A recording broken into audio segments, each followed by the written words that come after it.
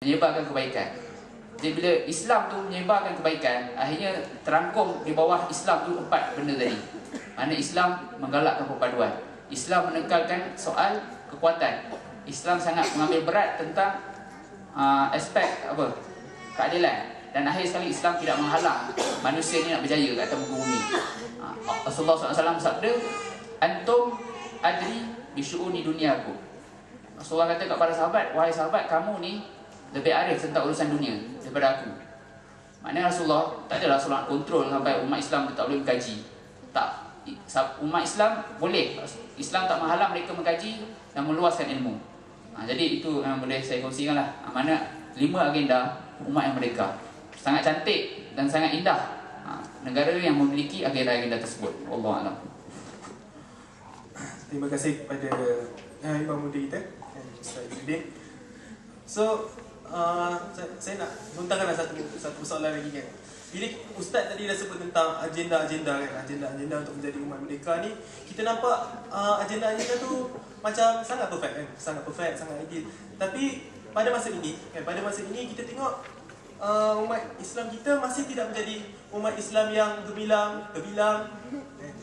So apa sebenarnya menyebabkan umat Islam kita pada masa ini tidak menjadi umat yang sebegini, umat yang ideal? So saya ingin lontarkan soalan ini kepada Dr. Zaki lah, minta Dr. Zaki untuk jawab soalan ini tentang bagaimana umat Islam masih tidak ideal. Silakan. Okay, masih ada persoalan kenapa umat kita masih lagi dalam keadaan seperti mana yang bukan disebutkan oleh Ustaz tadi. Okay, kalau kita melihat kembali kepada sejarah, kita pernah hebat seperti mana yang disebut tadi tentang rangkaian 5 perkara tadi. Dalam keadaan negara kita menjadi paksi pada Nusantara yang saya sebut di awal tadi. Datang penjajah-penjajah merobek negara kita. Penjajah datang dengan syarikat-syarikat pada awalnya.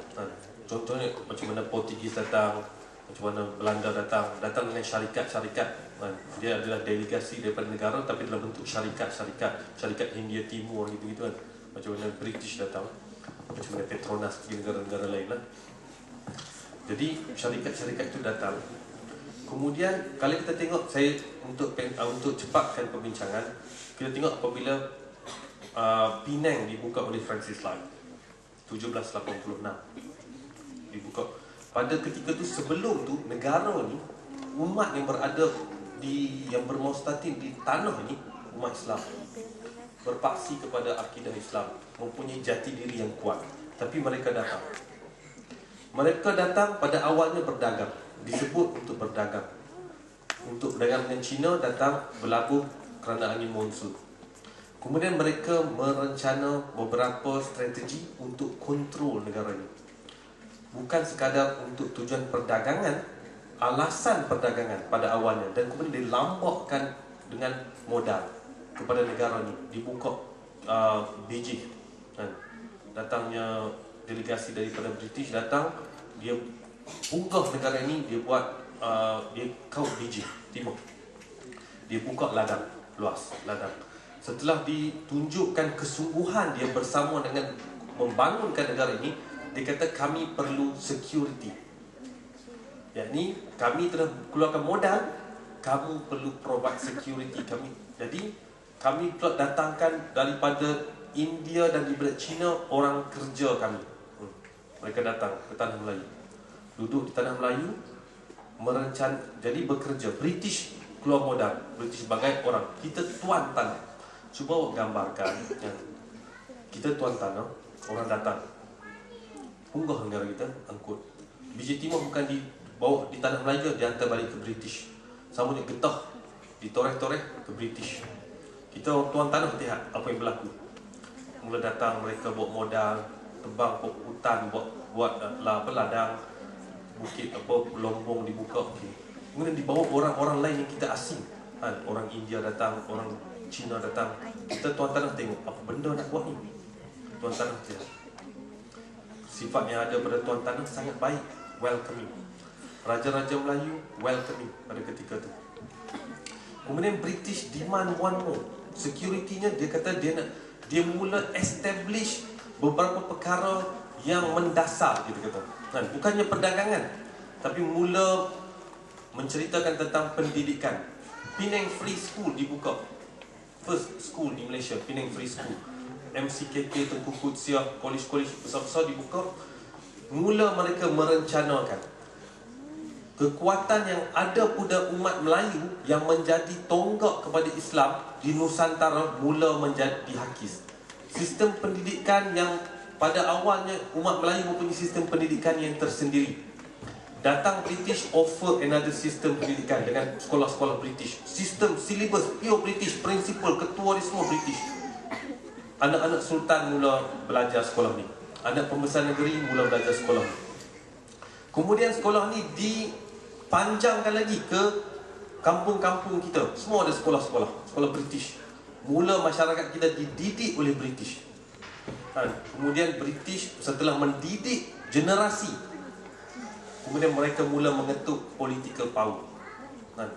Bagaimana peristiwa yang kita semua sedia maklum, peristiwa di mana sistem British, sistem resident British mula diterapkan, mula dijadikan seolah-olah Perdana Menteri kepada setiap state.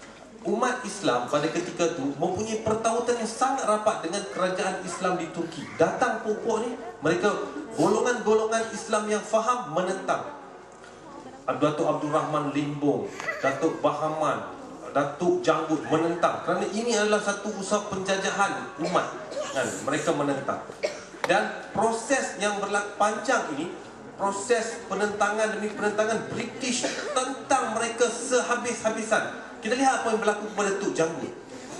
Satu, saya yakin ramai yang lihat gambar yang ada merata dalam website. Tok Janggut digantung, disalib. Seorang pejuang Melayu disalib sebagai tanda ini berlaku kalau kamu lawan British.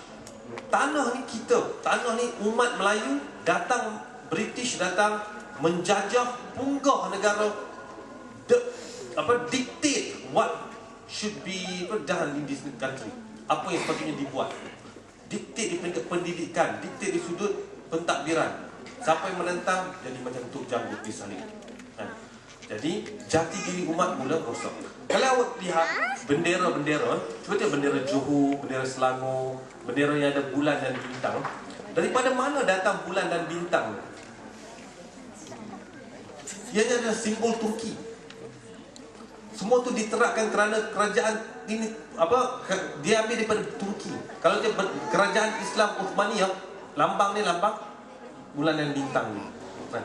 Diterapkan sebagai tanda kebersamaan kita. Tapi hubungan kita yang rapat dengan Turki sana mula dihakis.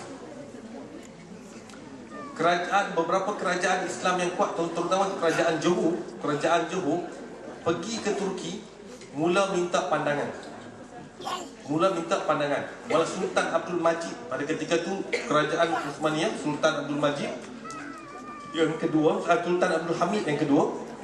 Sultan Abdul Hamid yang kedua kata, perlu umat Melayu ni bersatu lawan pokok ni semua. Perlu bersatu. Jadi semangatlah umat-umat datang untuk menentang British. Jadi pahlawan-pahlawan semua datang British. Tapi British telah berjaya mendoktrin, telah berjaya menghasilkan generasi umat yang bersama dengan mereka. Sebab itulah awak lihat, kita lihat sama-sama filem-filem Melayu yang ditonton pada zaman P. Ramlee menggambarkan produk hasil British. Mereka berjoget-joget, mereka berdancing-dancing, mereka berseronok-seronok, produk apa yang telah dihasilkan oleh British. Maka apa yang disebutkan oleh Ustaz tadi, tidak ada lagi kekuatan jati diri umat Melayu. Kekuatan Islam tercabut. Maka umat ini telah didefinisi dengan satu bentuk yang baru. Daripada sumber kekuatan umat telah dicabut, mereka jadi umat yang lemah, umat yang mengikut kata. Umat yang mengikut kata ini dicuba dengan Malayan Union. Ingat tak Malayan Union? Dicuba kerana kamu dengar kata sangat, Malayan Union. Umat ni cuba-cuba, tiba-tiba dia nampak ada stand.